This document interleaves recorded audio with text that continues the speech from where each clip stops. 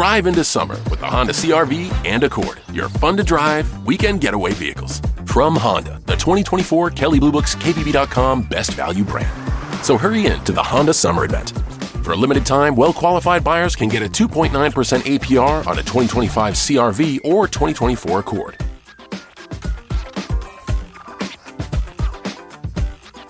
See dealer for financing details based on 2024 Consumer Choice Awards from Kelley Blue Book. Visit KBB.com for more information. And good morning. Happy Saturday, ladies and gentlemen. Welcome to Hoops Brewing. It is Saturday. I'm Brian Prudhomme. He is Dave Cook.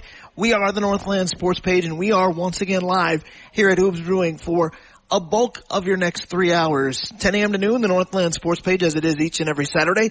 And once again, guys, it's Monster Weekend Kickoff coming your way from noon to 1. Why? Because it's a Harbor Monsters game day, and it is a home game. It is the same opponent the last time the Monsters were at home. Sorry, Brian, I'm tied up. They will battle the Iowa Woo. Thanks for telling everybody, though. Well, no, I didn't want anybody to try to figure out what in the world was going on the other mic. I had the cord wrapped around it, and I was trying to gently unwrap it. We've had this show for almost 7 years. There are a lot of occasions where people wonder what in the world is going on the other mic. So no worries about that at all. But again, 10 a.m. to 1 here at Hoops Brewing. Come on down, join us for some good sports banter, for some even better beer. I'm having one already. Judge me accordingly. Raspberry wheat, pretty much on demand when I get here. And Breakfast of Champions. It's a good one already, absolutely. And as I was saying, we are preparing for a Harbor Monsters game day at home. It is the same opponent they had the last time they were at the deck.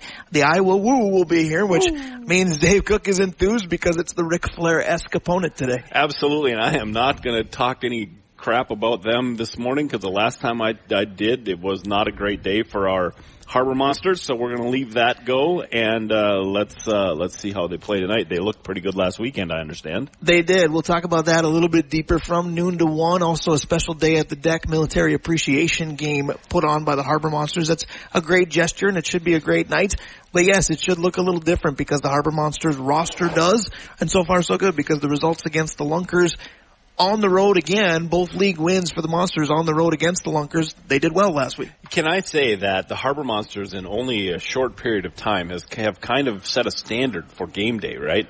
So I'm really interested to see what military night looks like because so often you'll see a team and, they'll have some camouflage around the elbows of their normal jersey or they'll do some nice patriotic stuff beforehand. But I'm really interested to see how far the Monsters take it because they're really good at it.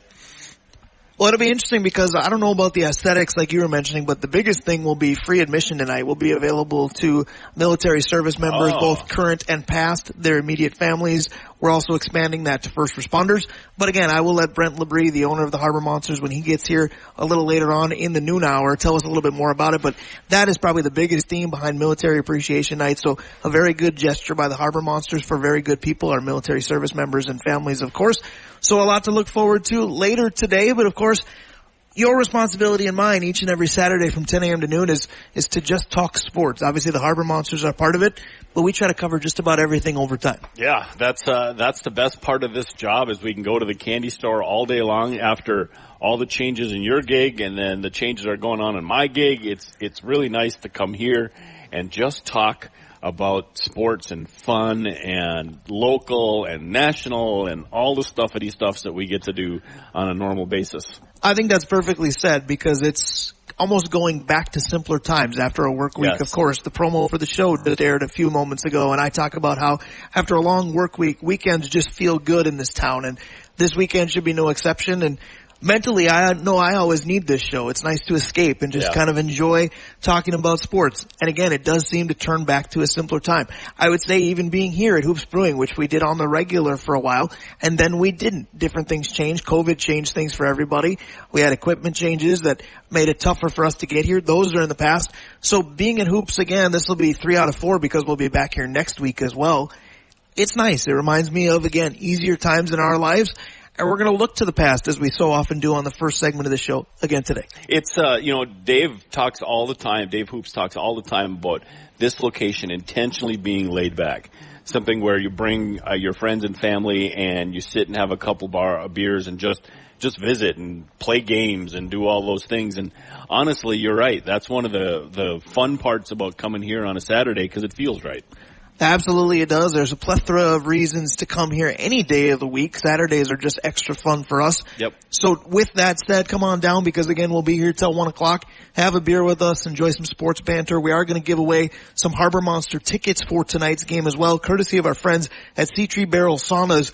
I made a phone call this morning to make sure I had the pronunciation correct of the company because there's been some debate of whether it was Settree, Sea Tree. It is Sea Tree.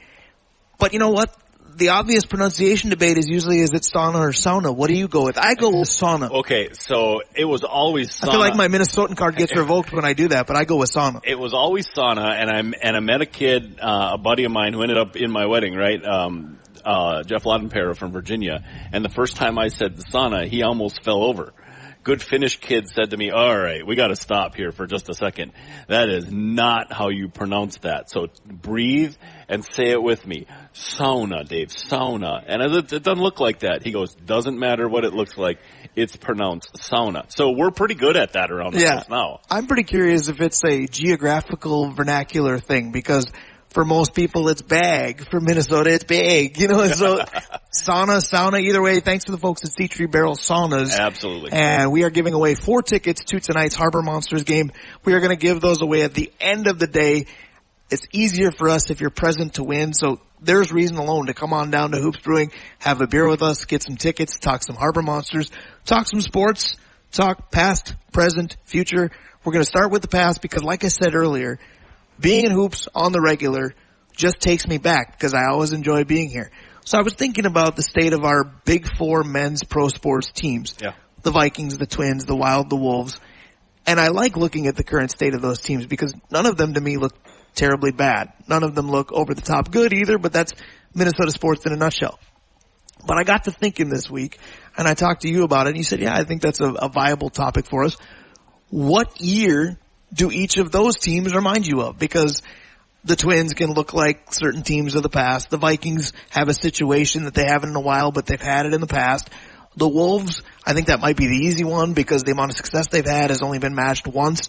The Wild are kind of the coin flip because I don't know that we're necessarily really sure what they're doing or where are they going, where are they looking to go, financially, what can they do, all of that good stuff. So what we're going to do for the opening topic today as the crowd starts to file in, we've got a Hoosier fan here. Hoosier daddy, it's not me or Dave Cook, but we've got a Hoosier fan here. We're going to talk about the current state of each team and what year we think it mirrors most for us. Yeah, that's very good. You think the Hoosier fan was really fired up by Shannon Jr.'s play last night in the Summer League? I'll tell you what, if you're a Timberwolves fan, you should be. Yes, you should be. I will absolutely tell you that. Speaking of, let's start there then. Let's start with the Wolves. Okay, so to me, this is the easy one, and it is taking the non-thinker. It is taking the low-hanging fruit. It has to be the only other year in franchise history that they made the Western Conference Final. That's what this team mirrors to me.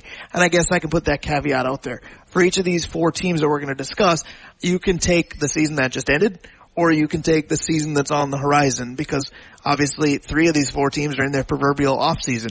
So I guess if I do that with the Timberwolves, I'm going to go with that Western Conference Final run as the mirror image with the KG, Sprewell, Cassell type group. But then I'm going to pray that this season coming doesn't end up like the season that followed that Western Conference run, because Latrell Sprewell got diarrhea of the mouth and said some things that he shouldn't have. And a coach was fired midway through the season. They went from a Western Conference Finals team to a non-playoff team. I don't see that at all from this current Timberwolves group.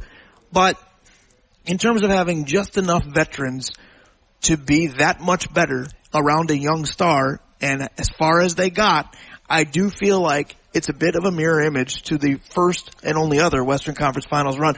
And now we got a crowd because Hoagie's here, and he's got all his T-Wolves garb on, so perfect timing. It really reminds me, Brian, of the year when they came back a little bit from that, when Flip was a coach and things started to, or not Flip, but McHale was a coach, and things kind of turned around a little bit. And the reason that I say that isn't because of the result there, but we're kind of in that spot where we have a veteran-laden team, but we need kids in order to afford it. And so all of a sudden our youth, like the Summer League we saw yesterday, we have some kids who can play the game. So how are they actually going to do when it's not summer league? Yeah. Right? And so if those kids can play and we can save money on the roster there, now we can spend on the regular roster. And it almost sounds like you have to, which also sounds like you're talking out of both sides of your mouth, because you do have a veteran-laden, successful team, but the kids that they just picked up in the draft are going to need to contribute. Yes. Because financially, you talked about some of the constraints and luxury tax, what have you, but there aren't going to be a lot of signees coming to the Timberwolves. There just aren't. I saw a tweet earlier this week that would you or wouldn't you, and we can do this as kind of a makeshift early buy or sell, would you bring back Pat Bev at a league veteran minimum? And I laughed. I know that we liked the edge he brought and the veteran leadership he brought, but he kind of went off the deep end again, and that was the part you wanted to avoid. And I look at the point guard room, so to speak. Mike Conley and Patrick Beverley both have lots of seasons under their belt. Their personalities are polar opposite. I would say no. I know you're a Pat Bev fan. What would you have said? I didn't even think about that last part, Brian. I thought, so I'm a fan and I'm in favor because he brings that edge. He'll play defense. The question is, can he be in the locker room? Right. Does he need a babysitter? Who do you sign besides him? Can he be in the locker room? And if he can, it's like Hoagie has to take care of Jim Karnas. If he can be in the locker room because he's willing to be, that team guy and realize this team isn't the one he left, heck yes. The guy plays defense. He is more than willing to stand up on the table and get the team fired up and do all those things that are great and that the veteran can do. But he's got to not be in the ear of the kids. He's got to be a teammate. And if he can, yes, I would say absolutely bring him in. And if he can't, then it's not an option. So it'll be interesting to see what the Timberwolves' options are, because the expectations are going to be higher probably than ever, because not only did they go to the Western Conference Finals, this didn't have the same feel, even though I just called it the mirror image. It didn't have the same feel as Sam Cassell's towards the end. Latrell Sprewell ended up being closer to the end than we thought. Mike Conley might be the only one close to the end. Everybody else is prime or late prime. So this is going to be interesting. I'm still going with the Western Conference Finals. Other run is my mirror image. Just again, hoping with every ounce of my being that the follow-up season doesn't become what the Timberwolves follow-up season was. I think we've done enough on the Wolves. We got 3 more teams to go. Where would you like to go from here? All right, let's go to the National Football League. So the Vikings. The Vikings mirror image, I had a hard time with this because there is a low-hanging fruit type answer of, well, you just drafted a rookie quarterback. You haven't done that since you drafted Christian Ponder. So is that the scenario you're in? Again, as a Viking fan, you hope not, because we all know how the Christian Ponder era, if you want to call it that. I'd rather talk about Taylor Swift era's tour than the Christian Ponder era in any way. But I do wonder if it is a little bit similar to that year with Ponder, only because back then they had McNabb in front of them, and they said, well, we'll nurse the rookie along, and then 4 or 5 games in, you went, wait a minute, this veteran's terrible. Just throw the rookie in there. I'm curious if that's how it'll end up. Obviously, Sam Darnold is much less of a name than Donovan McNabb ever was, but it feels similar enough. Here's what I want to go with, though. I really hope that this feels like 2012, which also involves Christian Ponder, because if you think of 2012, Christian Ponder was the quarterback, and maybe not, J.J. McCarthy ends up being the quarterback for the majority of the games this year. Ponder was okay, serviceable. But the Vikings' best player, and probably the league's best player that year, in fact, I think he won the MVP, was Adrian Peterson. Adrian Peterson carried that team to the playoffs. I don't know if you can do it the same at the wide receiver position, but Justin Jefferson is one of, if not the best player in the NFL. The best if you ask Steve Patosha. Can your best player do enough to carry an otherwise young group? That's my hope. I'm going to go with 2012 as the hope, probably 2010 or 11 as the more reality. 11, obviously, because 10 was Favre at the end, and let's forget that. 11 is the answer. It's the answer for me, too. I got one. The point is this. At the time we drafted Ponder, which is where we are right now with McCarthy, because we can look back in 20 years and see what this was like. Now, that's where we are at with our kid quarterback, except when Ponder was drafted, we were like, okay, so you got a 3rd-round guy who is a game manager in the 1st round. At pick number 11 or whatever. I remember watching him play against North Carolina, I believe it was, and he went wild. And then he won the MVP of the Senior Bowl. Right. And it was like, okay, we know his talent shouldn't make it, but boy, he plays good in big games. A lot of the stuff we say about McCarthy, we said about Ponder, not to the same level, but a lot of the same words, right? But Donovan McNabb was a disaster. They had a great slider. He just was playing the wrong sport. I don't think Sam Darnold's going to be a disaster. And that, in my mind, is the biggest difference. Oh. If we wouldn't have seen Ponder that whole first year and they had the opportunity to work with him and try to turn him into a quarterback before he had to play, I think it would have been a different outcome. But, yeah, I think that's 100% right because our receivers were okay. You know, we had ball players.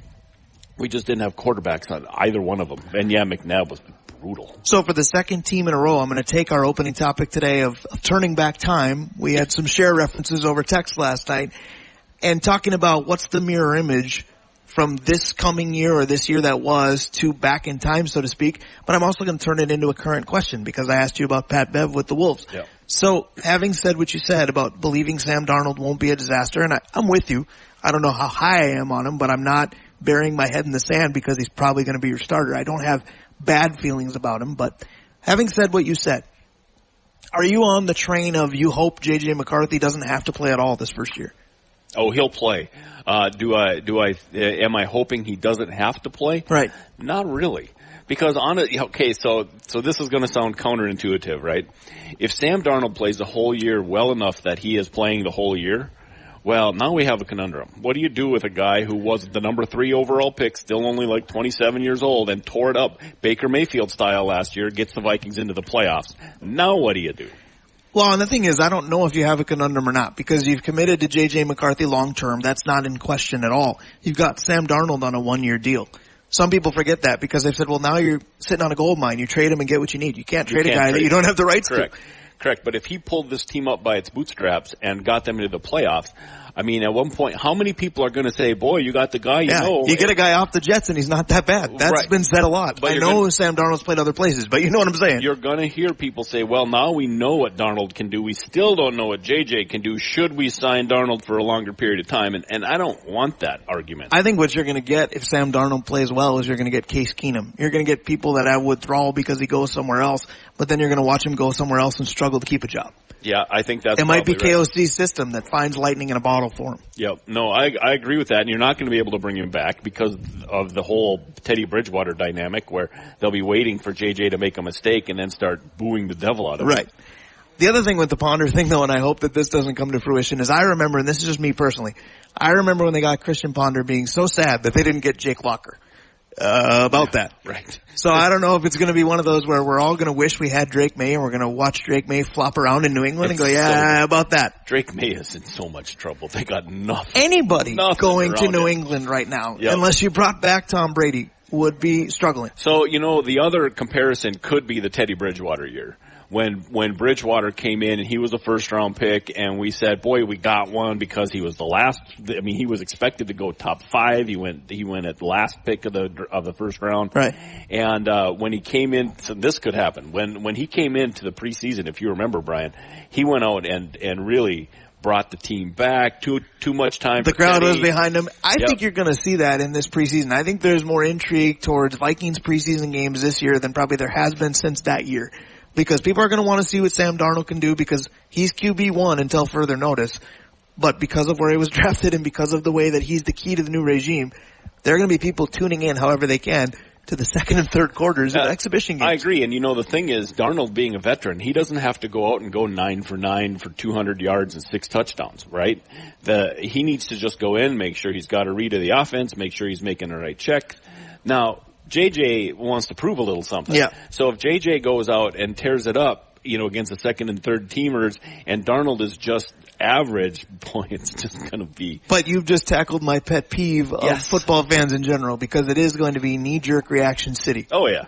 If Sam Darnold throws 2 consecutive incompletions, it's going to get J.J. McCarthy out there kind of thing. J.J. McCarthy is going to go for 2 bills against guys that will be working as pharmacists by the following week.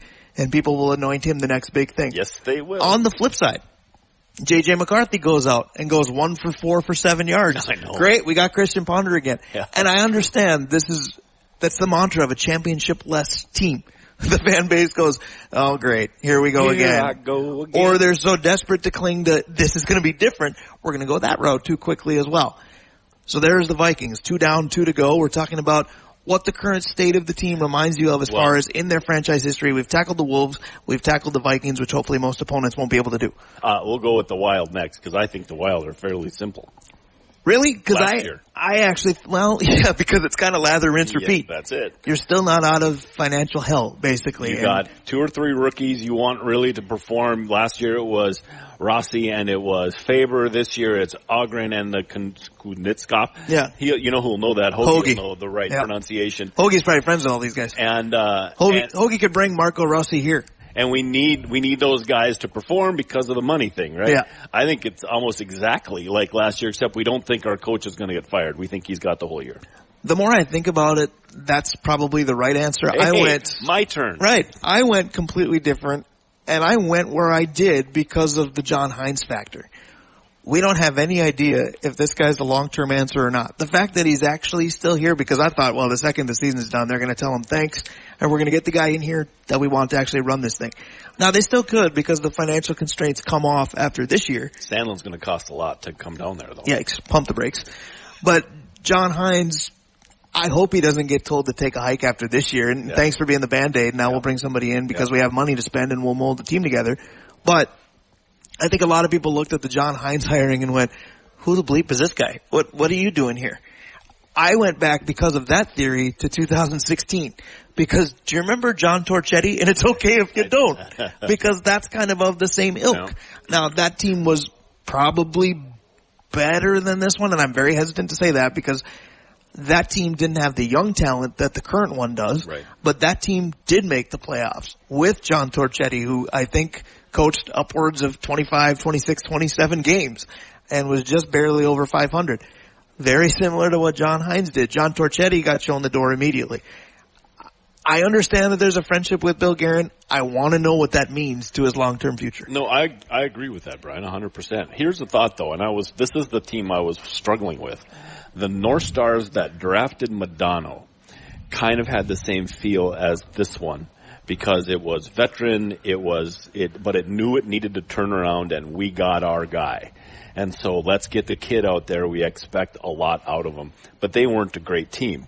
They just had a kid come in that was great. And we don't have a draft pick who's going to jump in right away. Right. But the expectation of you might. Faber. You don't want Bouillon goes to Dynamite? He's not coming. He's going back to Denver for a year. But, you got Faber and your expectations are high, right? But now we've got. So you're saying that the Wild are going to get Bouillon and Sandlin out of the NCHC the same year? I'd be okay with that. We're joking. We're joking. Are we though? Because he's a Bulldog for life. Moving on. But I think Sandlin could coach the Wild into where they need to be. He's a Bulldog for life. Moving on. All right. So quit feeding a rumor mill that doesn't need to be fed. Oh, no, that's not a rumor. That's me thinking aloud. That's scarier than a rumor. Right. That part's true. All right. There's only one team left, Brian. Let's go with the Minnesota Twins. So the Twins, I kicked this one around for a while, and I came up with a number of different possibilities. The first one that popped into my head was 2002.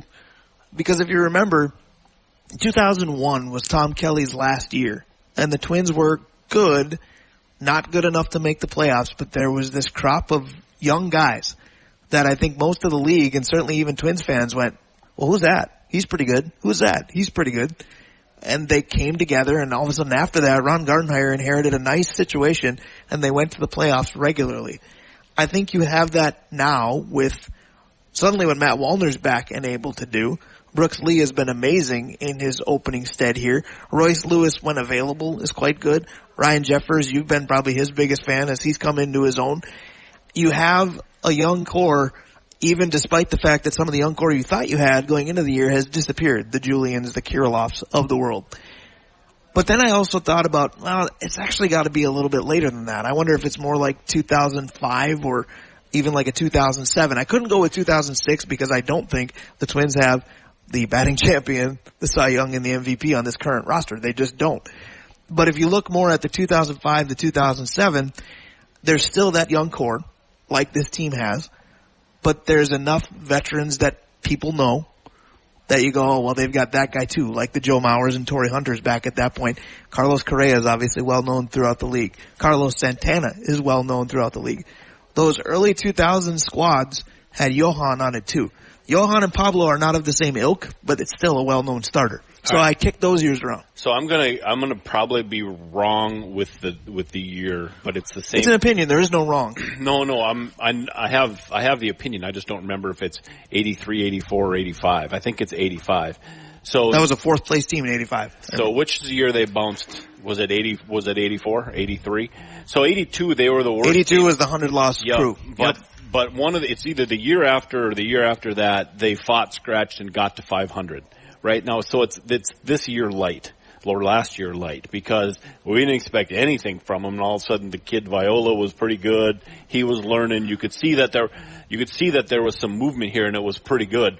And so then, what do we do the next year? You know, the Twins are doing really well this year. That team tripped and fell on its face, but 2 years later won the whole thing. Yeah, the only reason I didn't go with those early to mid-'80s teams is, like you said, we didn't expect anything. I don't think that's been true of the Twins for a long, long time.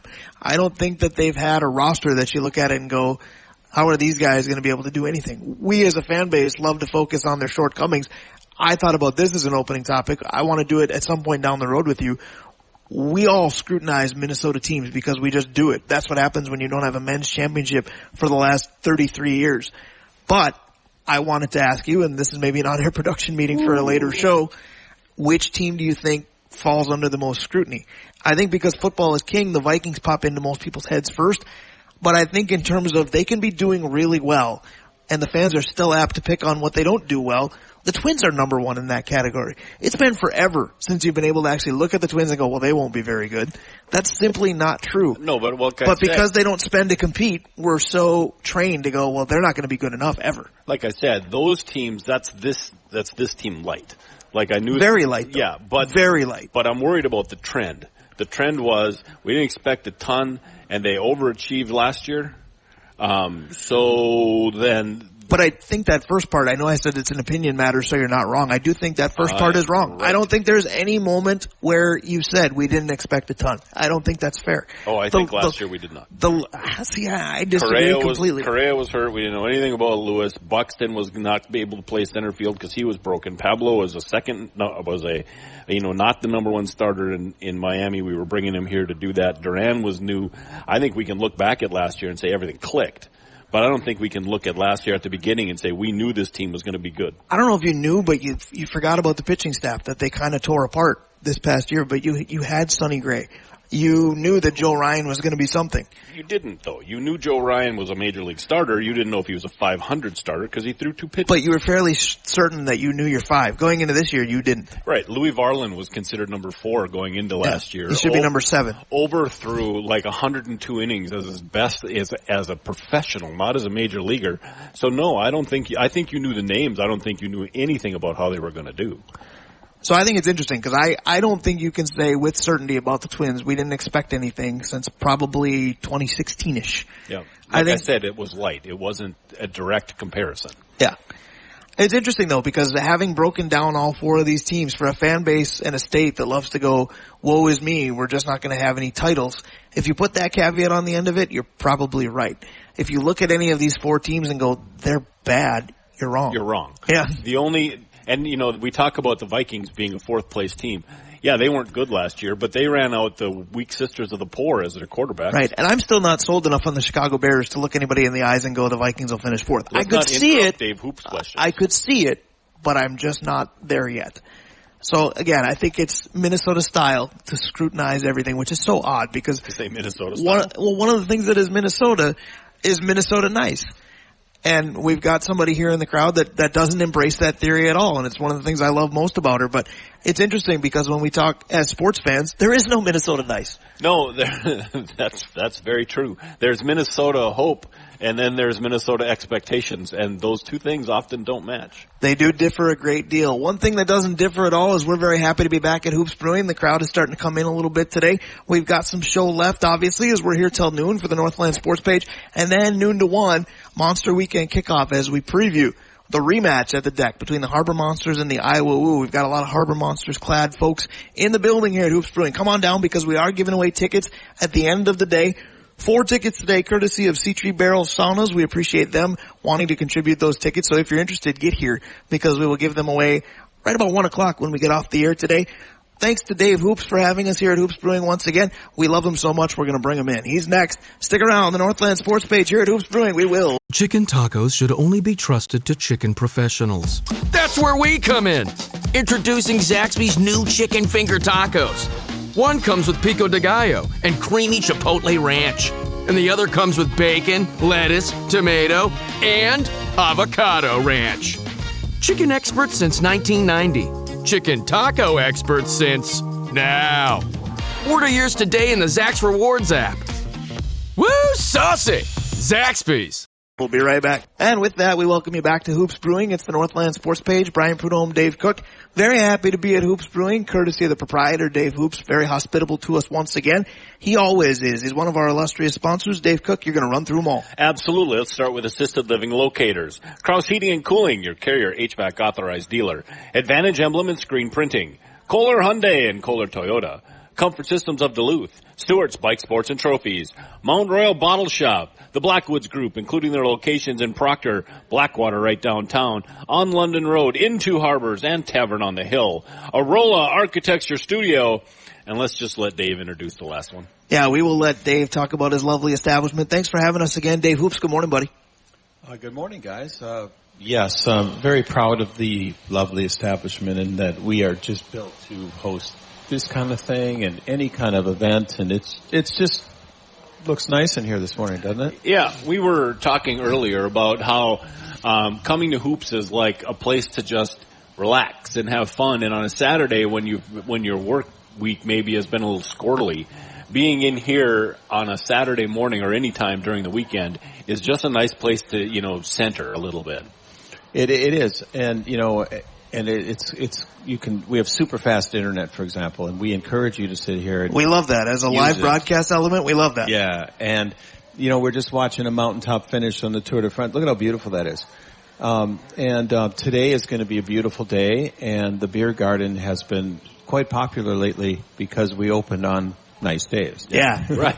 Mother Nature has cooperated. Hedging the bets. And the beer garden is a great place to be. Lots of folks can come out and enjoy that. There's a lot of things to enjoy in this building coming up. Of course, tonight you've got watch parties if you can't make it to the game at the deck for the Harbor Monsters. I'm looking forward to Wednesday. Bingo is going to be back. Yeah, we're excited about that, and we're looking at maybe opening up.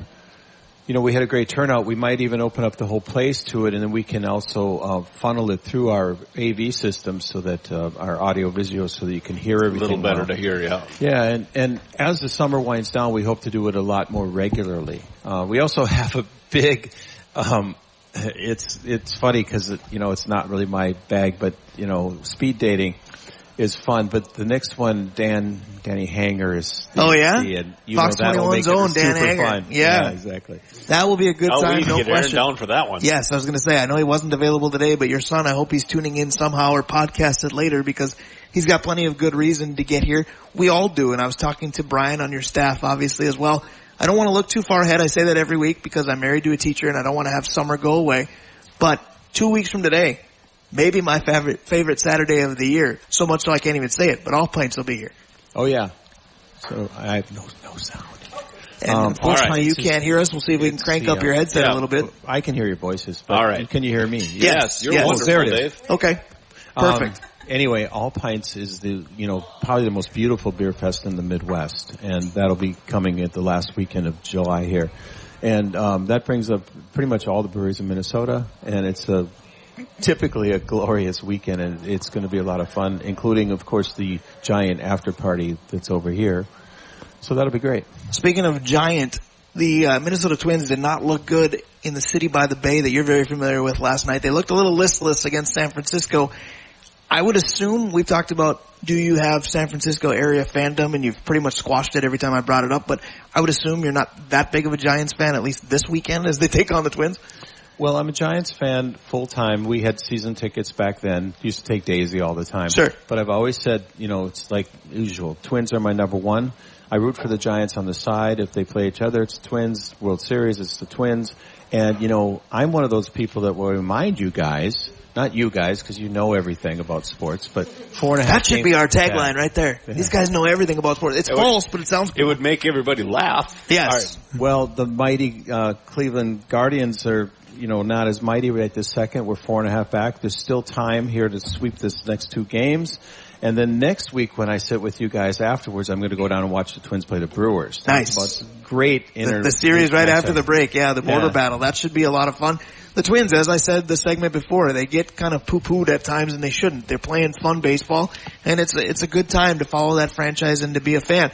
And right now, frankly, on the calendar, you almost have to be because the Lynx are playing, the Loons are playing, but the Wild are in their off season, the Wolves. If you love Summer League, congratulations, you're Dave Cook. But I did watch it. At the same time, from a professional standpoint, there isn't a lot else going. Locally, there's a ton. There's the Harbor Monsters, Duluth FC, the Huskies had a tough collapse last night, but they play a fun brand of baseball too. So there's stuff to do, but from a professional standpoint, Major League Baseball for me is almost always number one. But I want to talk to you about something that I should have last week and I didn't do it. We were talking about it during the break. You and I might be in a little bit of a minority here locally, but we love tennis and we love Wimbledon.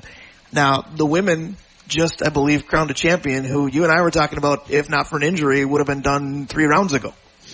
Yeah, it seems to be like this with the women a lot lately. Last year was kind of an unnamed known player that won, and then she got bounced out in the second round this year.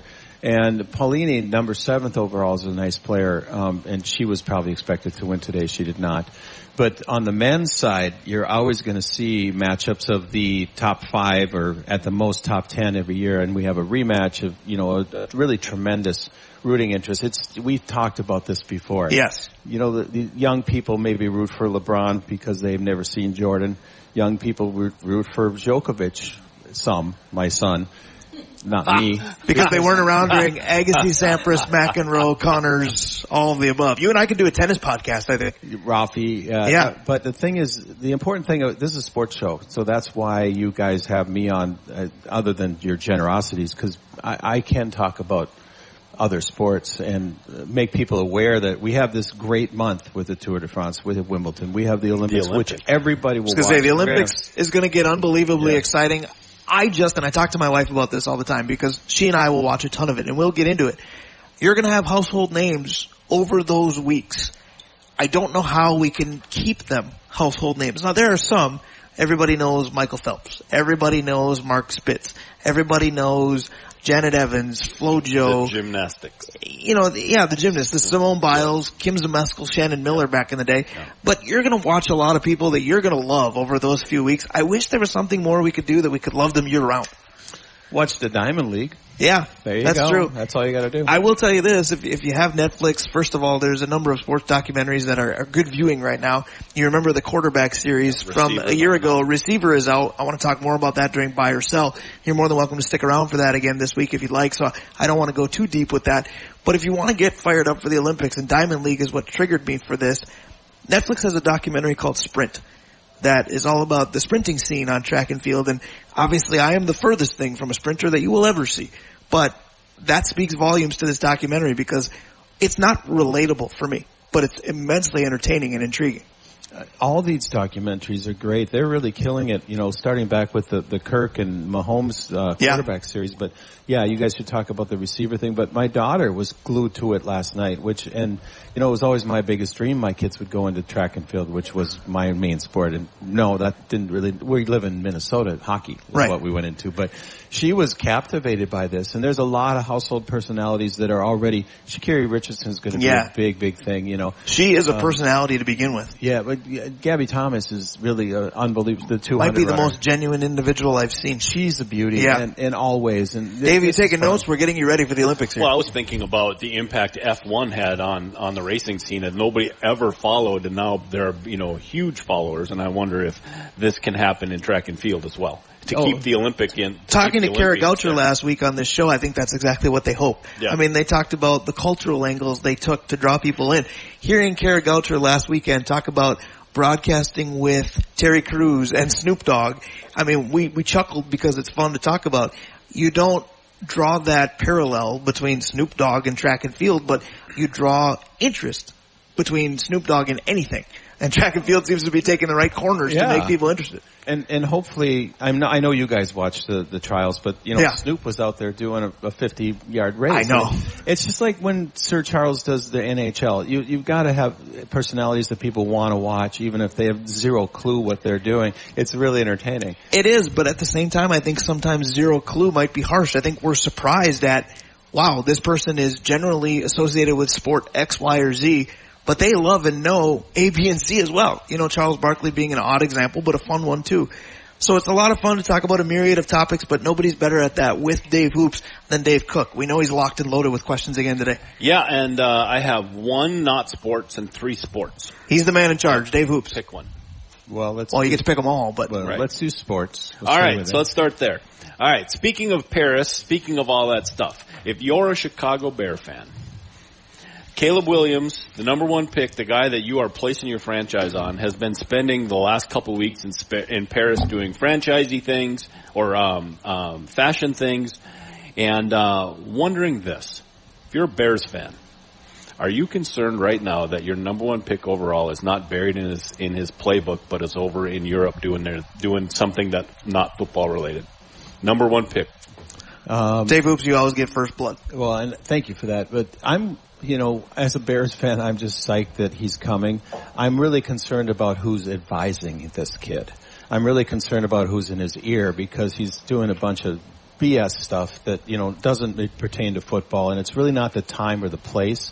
And I doubt that he's the guy that's driving this. And so you really worry about maybe he'll get some good advice, and maybe it's fine that he's making his money, but he's going to be a great quarterback. I'm a Bears fan. I'm really excited about that. All right, so first off, if I'm a Bears fan, I hate my life. So let's just start with that. But I'm not concerned with whatever Caleb Williams is doing because, first of all, I know that there's an element of, you're a rookie. There's no amount of studying that can be excessive, but I think there can be. And, training camp hasn't started yet. After that, he needs nose in playbook, what have you. And I think Kirk Cousins gave us a prime example of overthinking, overanalyzing, overstudying. We found out when we watched that quarterback documentary, there wasn't anything he didn't know. But I think he overwhelmed himself with the mental fortitude to try to pull everything off. And Caleb Williams is just a different duck. I think there are some odd personalities that succeed in sports. Dennis Rodman is, not of the Caleb Williams ilk. He hasn't gone that far yet. But some people, you just gotta let them be them. I'm not concerned that he's not nose in playbook yet, but I'm also not of the ilk that he's going to be the savior for a franchise. And I think he's had that label put on him somewhat unfairly. So when he's not the savior for this franchise, people will agree with what you're saying and go, well, he was goofing off in France instead of nose in playbook. The other part is, I know these other 2 guys I'm about to mention are rookies, but I don't want to be a complete hypocrite and say, yeah, I'm concerned, when, oh, by the way, Joe Burrow and Justin Jefferson did the same thing. Okay, so I think you guys are both completely wrong. Of course you do. I think that Caleb Williams is a number 1 quarterback drafted to fix a franchise, and if he's not showing all this stuff that makes that quarterback a star, I really enjoyed the people that you did comparisons to, because that's my point. Rodman, I don't know if Rodman was drafted. Like, Rodman came and did his crazy skills, and then he started to be, his personality came out, he started to make those money. But Rodman was a player before he did that. Joe Burrow isn't goofy. The decisions he makes, is just to a different level. But he's let's just say he went with him to Paris. Guess who's been in the Pro Bowl? Guess who's been in the National Football League championship game? You talked about Jefferson. Jefferson, you said earlier, best wide receiver in the game. Caleb Williams is the first round pick in a draft this year. He's expected to be a Bears franchise quarterback. You could skip Paris this year. So I think what Dave Cook just established is some people call the NFL the no fun league. Dave Cook is that for the rookies. Not for the first round, not for the number 1 overall quarterback franchise guy. He needs to figure that stuff out before he goes. Well, and I could be dead wrong, but I think you're going to figure out soon that he shouldn't have been the number 1 quarterback overall, but that's just my opinion. Go ahead. All right. So last week, a couple of outlets were doing their all-time teams for each team in the NFL. And for the Minnesota Vikings, they had the 4 linemen. It was Paige, Eller, Randall and Jared. That was your all-time starting defensive line. Okay. Which one of those four, one, are the best, and which one of those four are the one you could leave off? Boy, that's tough. Randall, Eller, Page, Randall, and Jared Allen. Jared Allen. Jeez. Yes, I got a good question. Well, and I've got to follow up on this and by yourself, but yeah, this is tough. I'm gonna Alan Page. He's the best. I'm gonna pick him as the best only because I grew up, hearing about him, watching him. He became this, really great statesman. He's not the best as far as if you look at stats, probably, but well, part of that is the era. There's not the stat to look at. Sacks weren't tracked back in that era for much of it. So then which of the four would you say, I don't know if I agree with that. And it doesn't have to be who's behind him, just which one of the I'll four. take the other old guy and take him out then. I'll take Eller out, but this is a really silly answer because you can rip that apart right now. Well, I'm not going to rip apart what you said because I don't fully disagree with very much of it. I'm going to go with you that I think Alan Page is the best of the bunch, and I think we had other outlets tell us that last week when we were doing the top 25 players of all time. 2 Vikings made it. One was Randy Moss and the other was Alan Page. Now, Alan Page for me, I know more in a courtroom than I do on a football field because of when I was born. He's almost like a mythical creature to me. But I am going to leave Alan Page there and I'll anoint him the best as well. The guy I'm going to take off of it, and I feel bad doing it because I loved him. I owned his jersey, and I think his personality was a huge part of what this team was about. But I'm going to say goodbye to Jared Allen on this group. Partly because he established himself in Kansas City, played a couple places after us, and I'm a little bit disappointed that somebody like Chris Dolman isn't mentioned at all. I do think at defensive end there are a lot of options. The other option to remove is probably the easy one, but if we're going to give Alan Page the tip of the cap, Carl Eller probably deserves much the same. The other guy that you would even think about leaving off is John Randall, because I think if you didn't have, and John Randall is tremendous. There's no other way to put that. Actually, let me retract that. There's 3,000 other ways to put it. And I know I'm getting disbelief of dismissing Jared Allen from others, but I think it's the era in which you watch the most. John Randall, if you didn't have the undersized, undrafted story behind it, he's just good. I'm taking Jared Allen off because I think there were a lot of defensive ends that you could have put on there. Yeah, I thought the same thing, Brian. I thought, John Randall was a force of nature, but on the top Vikings lines is 2 small defensive tackles, right? And the reason I picked Jared as well is that I don't know who would be better. So, yeah, I think it's probably Jared. Eller was ridiculous. And, it was Page and Eller. It wasn't, much more than that. It was those two, and they were symbiotic. And Page says the reason he won the MVP was because Eller took all the tough stuff. Right. So I don't think you can take Eller out of that. Wow, that's our leadoff. We got 2 down here. We got 2 questions left. Boy, you got tough ones today. Yep. All right. Hockey and hoops are each having their summer leagues, NHL, NBA. So last night, the Shannon kid from Illinois went off and was not only kind of the best player on the court, he was the best player on the court. So here's a question. Both of the 2 sports, is there anything you can take out of summer league, and if so, what? Well, just a quick mention of Shannon. I witnessed 2 live games in Wisconsin. With him, he was by far the best player on the floor, including Illinois had another guy who was, near him in stats and stuff, but he really stood out. I was thrilled when the Puppies got a hold of him. Yeah. As far as, I can take away the fact that there's sports on TV. As a brewery owner with TVs on above us, that tracks. Well, my worst habit, other than maybe talking too much, is that there is not at home and at work, I have all the sports, and if I don't, I find a way, and I will move mountains to make sure that there's nothing. I've seen like most of the WNBA. I'm watching Eon last night to watch Kayla. I was going to say, you are in the mix then, yeah. It's really important that we continue to have sports that, I'm not watching the XFL, Dave. I love football. I am watching, You are watching the Arena League. We've seen it. I was going to go right there, yeah. Right, exactly. But, I like that this is on. I don't think it matters at all. I'm a little tired of hearing about Bronny, but we're going to hear about Bronny. So buckle up. It's sports on TV. So I think from a player's perspective, yeah, you can take a little bit away from Summer League basketball. I'm not sure as much about Summer League hockey because you're still, because of the taxing nature of the sport, you're still dealing with really short shifts in hockey. I mean, I don't know how they make as big of an imprint. You might be relied upon to do a little bit more, but you're still out there in spurts. I think in Summer League basketball, you're going to see guys that might get 10 minutes a game suddenly getting 30 because of the way the roster looks. So I think you get a better look at their overall game. Now, again, we talked about it with exhibition games in the NFL. What can you take out of the performance? What can you take out of, he dominated other draftees or other players that may or may not make a team? But I think you get a fuller look at somebody's game in Summer League basketball. Do I put, a rubber stamp on this guy's going to be great? No, but you get an idea. It was real interesting listening after the game to the fellow that's coaching the Timberwolves kids, and he said the difference between Shannon and everybody else on the court is twofold or threefold. One, he's a little older, right? But two, he picked up the defense fast enough that he was quarterbacking the defense on the court, and three, they said his energy and intensity is off the charts. And I wonder if energy and intensity by somebody who kind of gets it is transferable regardless of the league and the level. If you can look at that guy and say, he's the best player on the court, not because he can shoot, not because he's got one skill, except the skill is energy and intensity. I wonder if that doesn't translate. I think it'll be interesting because this was a year that the Timberwolves were barely part of the draft, but if they got exponentially better somehow because of it, hat tip to Tim Conley again. You got one left? I do. All right. So I'm finishing up the home office, right? We're just about done with that.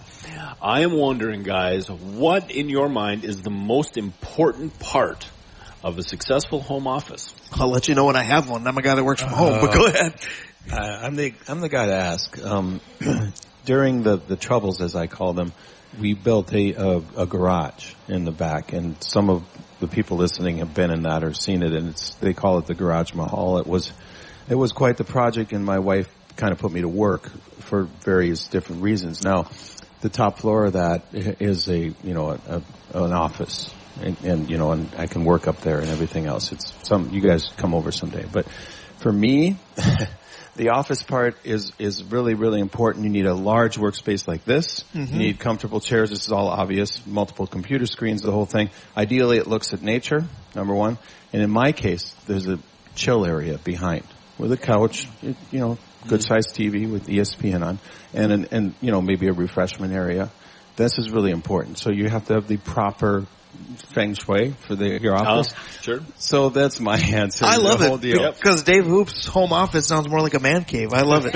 If it's strictly just an office, I can get us back on schedule by once again going, what Dave said. Because except you are the one that works from home all the time. Agreed. And my situation, if you ever saw it, really sucks. But I think the best part of it or the foundation of it needs to be a good desk, a good work area. You've sent me pictures of the progress you're making, and Dana's done wonders. No disrespect to you, but that's not at all. Your desk area is phenomenal. Where I've basically got a glorified dresser that I put a computer on. So the desk needs to be your foundation if it's truly an office where you're working from, and you've got a good one. And it sounds like you've got a good one, and it sounds like I got to get my act together. Very good. That's 4 questions, guys. All right, so those are 4 questions from Dave. There is no question that this is one of my favorite places to be. Tell everybody as I look at your beer menu on the wall, good reasons to come down this weekend. Okay, well, we talked about the sports. We talked about the beautiful weather. We need to enjoy the beautiful weather by definitely imbibing in shandies. Low alcohol. There you go. High flavor. It's a huge hit out there. We also we're bringing back number 22 Amber, essentially an ESB, which we haven't made in years. So we're really excited about that. That's coming on. Of course, the Monster Ale has been a huge hit. And and we're also going to be, continuing to show everything we're talking about. And then today we've got them all over the thing. We're selling, I saw that. Ballpark Nathan's hot dogs, which is, can't beat that. Can't beat that. So we're going to have a lot of good stuff to go on today, and we're going to have it's about outside today. Let's get outside. Brian, I told you that Jenny and Jason came down from Anchorage last week, and man, Jason made a beeline for this place with growlers, right? He said, champagne IPA, please, champagne IPA, please. And all week just kind of played with that. And he said, man, you just can't buy this stuff anywhere else.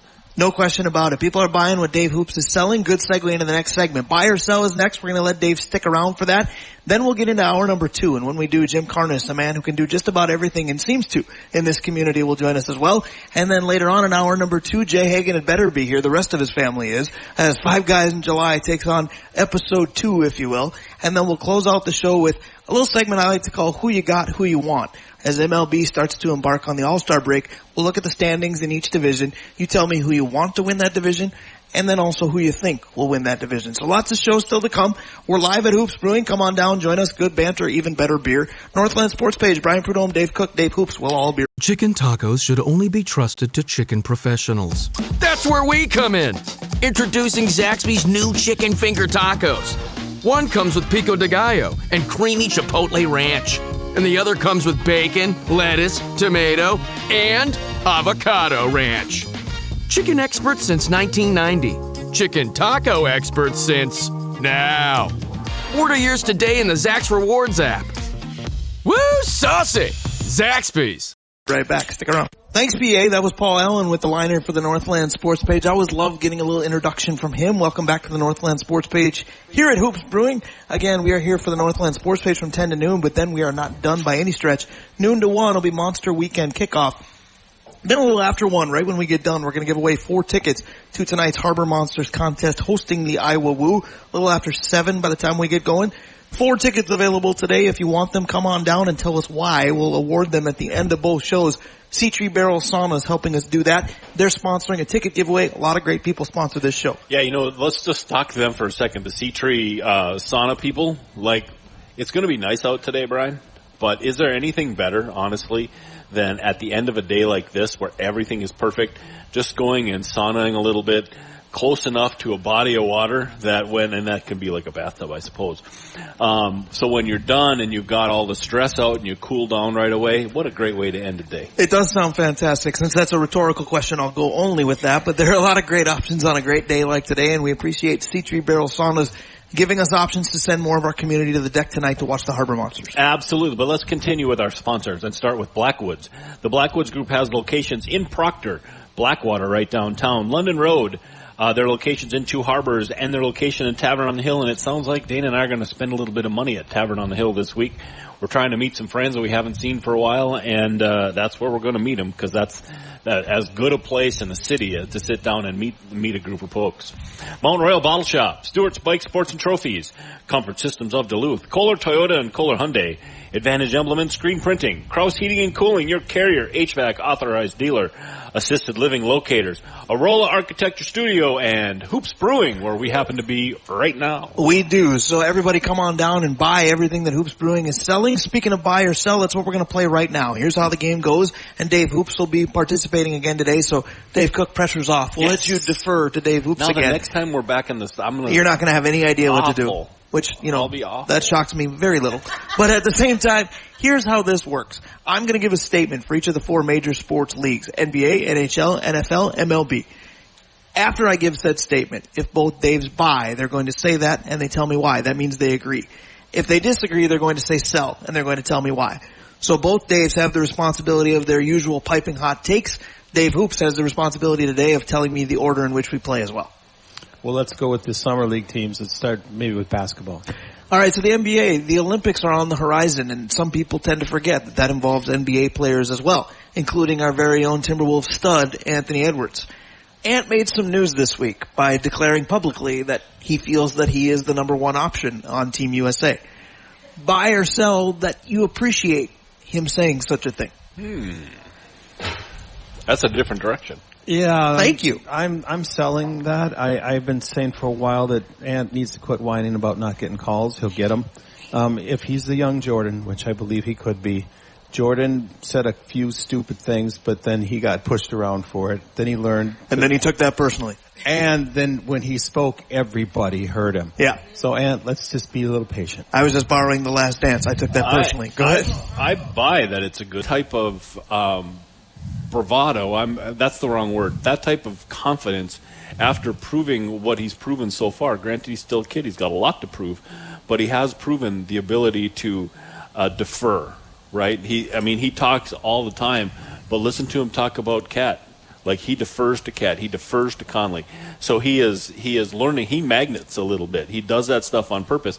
If Durant goes off and has crazy numbers because Ant's over here talking, more power to him, and what a pro, right? That's what pros do.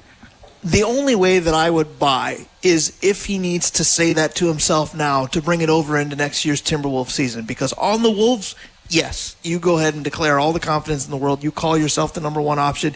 You say, put this team on my shoulders because I think they're better if you do. In the current state of things, being on Team USA, I sell this in a heartbeat. I think they all chuckle. I think he does it on purpose. If it's a bit, that's different. I mean, that's kind of like Dave Cook. You never know if he's actually mispronouncing someone or going common man on everything. But at the same time, I think on this group, you sell that. You go ahead and you defer to the cast of characters that have been around a little bit more. This isn't going to be 1992 Dream Team dominant, but I don't think it matters. I think Team USA is still going to win a gold medal, not by 50 points per game like they did back in 92, what have you, but a not very good team won at the last Olympics. I think this team will.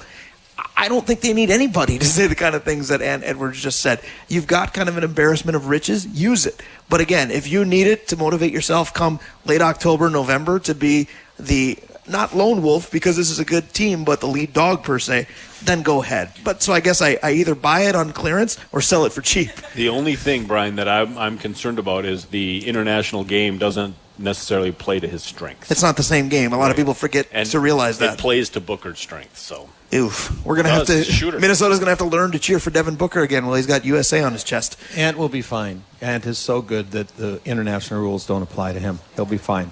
They're based on his bravado. How about that? There you go. 1 league down, 3 to go. What's next? NHL. All right. So the NHL, as recently as 2 days ago, the Gus Bus was rumored to be on the trading block and a likely trade candidate for the Minnesota Wild. Buy or sell, Minnesota should do such a thing. 100% buy. Wow. Yeah. I think that would be a great move. All I ever hear is one more year of salary cap, one more. I mean, blah blah blah blah blah. I've lived there. I get it. I know it. They are going to have a lot of room next year. I think they should be. A lot of teams. Who's that? The young goalie. The Waller. Yeah, the Preds guy. Oh, I thought you meant the Minnesota Wild one. No. With an A. I know who you're talking about. Because they just signed Saros for 8 years. Go ahead. Make a trade and go young and go all in on a goalie prospect.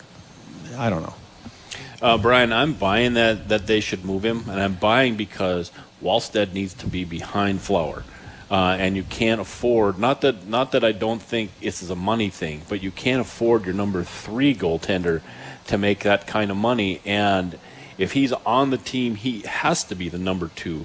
And then you're just going to send Wallstedt to Iowa again. Like, he can use the innings, as they'd say in baseball. He can use the games, but I think there's a intrinsic value playing behind Flower that he could benefit from, and this team's not going to be cup worthy anyway. So let's get him in place. So next year, when we do spend some additional money, that the kid goaltender has not just some experience, but some experience with Flower. So I appreciate and agree with angles of things both of you said, but I'm going to take the opposite, and I'm going to sell that they should do that, and here's why. I do think you've obviously nailed who the 2 goalies would be if they move them, but my fear would be, and maybe using the word fear is, as Dave Hoops would say, the most Minnesota thing a guy could say, but I think you've got 2 goalies on the opposite end of the spectrum then. You probably have one whose legacy is well-defined and ready to be done, ready to retire after this. And then you've got one that, let's say he doesn't figure it out. Let's say it doesn't go well.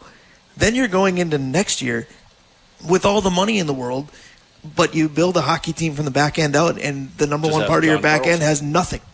Right, but then you have nothing because Flower says, okay, that's enough, and then the young kid needs more time. You can't have a team ready to spend on superstars with a goalie that needs more time. That won't work. That's, watching the receiver documentary. That's like watching Devontae Adams be one of the best route runners in football and watching him suffer with the O'Connell kid, with Jimmy G and all that good stuff. You can't have everything else ready to go and have the goalie be a huge question mark. And it is right now. I think it would be bigger if you dealt the Gus Bus. After his performance last year, I know goaltenders are like stocks. They're all over the place, right?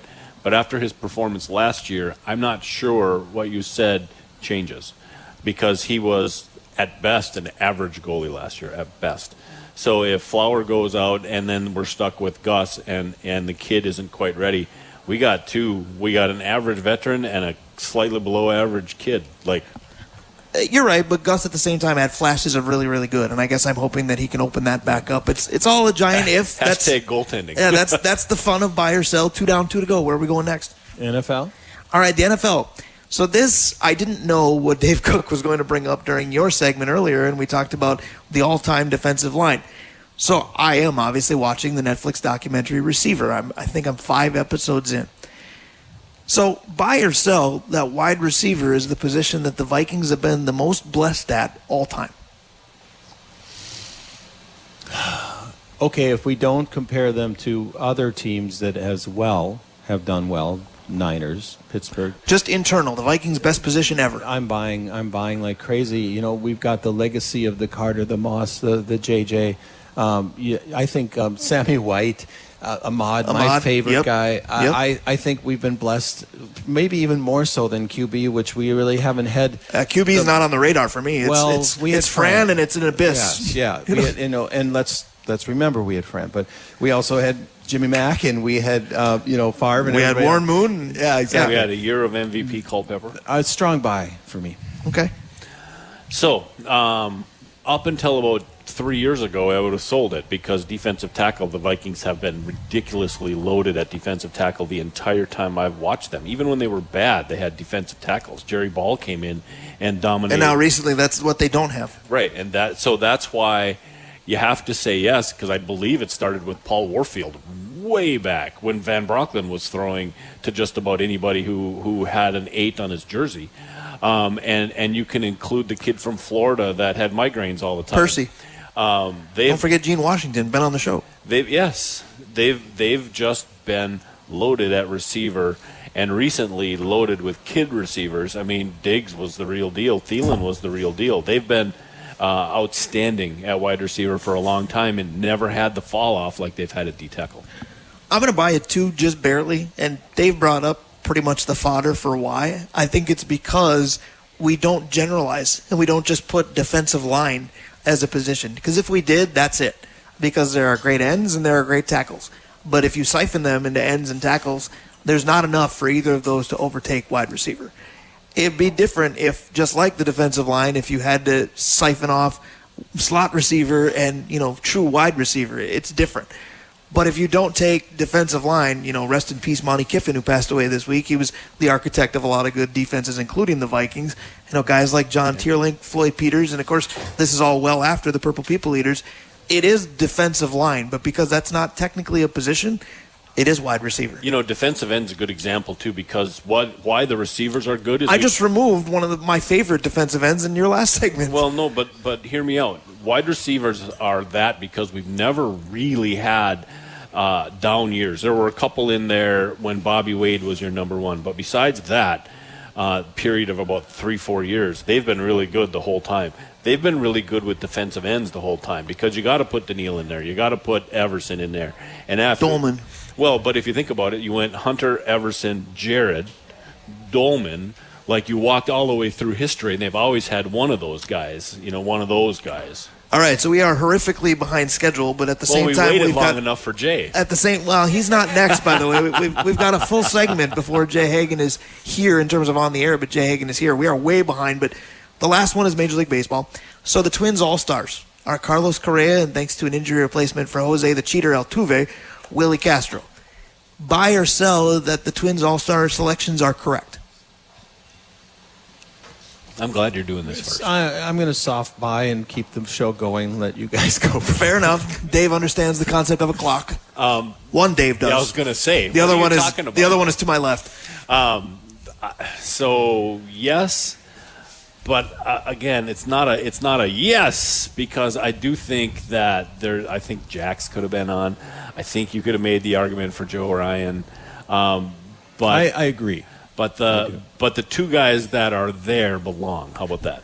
I agree. I'm going to buy that they got it right. In fact, I had this question ready to go before Castro was named as well, and I would have bought it then. And some people squawked about, how can a team with such a great record, better than last year, like you've said, Dave Hoops, how can they have only one? I love all the guys you mentioned. I saw on a snub list Joe Ryan listed. I saw even Ryan Jeffers mentioned. Yeah. There are different guys that had a case, certainly. But I think it speaks to the wild extremes and inconsistencies of this season. The Twins have had great win streaks, long losing streaks, and they've pulled themselves out. That they've had more good than bad. But when they've been going good, it hasn't only been one guy. Royce had his moments. Carlos Correa obviously has had the most, which is why he's there. Willie Castro is the one that has played most consistently. Trevor Larnach came up and carried him. Kirilloff started. Right. He started he had a good first couple of weeks, and then, then it went completely south. But they haven't had 9 guys in a slump, which you're thankful for, but they haven't had 9 guys red hot yet either. So I think that makes it difficult. I hate to make this analogy, but I'm going to, and then we're going to go to commercial. It reminds me of, and Finn might attest to this, some Mike Randolph-led Greyhound hockey teams. They were going to win, and they were probably going to go to the state tournament, and then the Duluth News-Tribune, this is after Spihar and Locker, would print the top 50 scorers, and East wouldn't have a guy in there because they had 51, 2, 3, 4, and 5. The Twins are just a balanced attack. You don't have enough standouts. So I was fine with them getting 1 All-Star, and I'm thrilled with them getting 2, because Dave Cook can attest to this. I feel like a proud father. Nobody's championed Willie Castro more than me. Right, and Willie Castro, if we want to talk about the Twins' development, I mean, Willie Castro was not even a Jag when they got him, right? Not even just a guy. He was seriously a spring training lineup fodder. I was going to say, from a minor league contract to an all-star. Kudos to Willie Castro. Kudos to Dave Hoops for joining us on Buy or Sell. That'll do it for hour 1. We're way behind. We'll go to break. We'll get Jim Carnes on to start hour number 2. Northland Sports Page continues. Stick around here at Hoops Brewing. Come on down if you're not here yet. We will be right back. Introducing Zaxby's new chicken finger tacos. One with pico and creamy chipotle ranch, and the other with bacon and avocado ranch. Chicken expert since 1990. Taco expert since now. Woo, saucy! Zaxby's.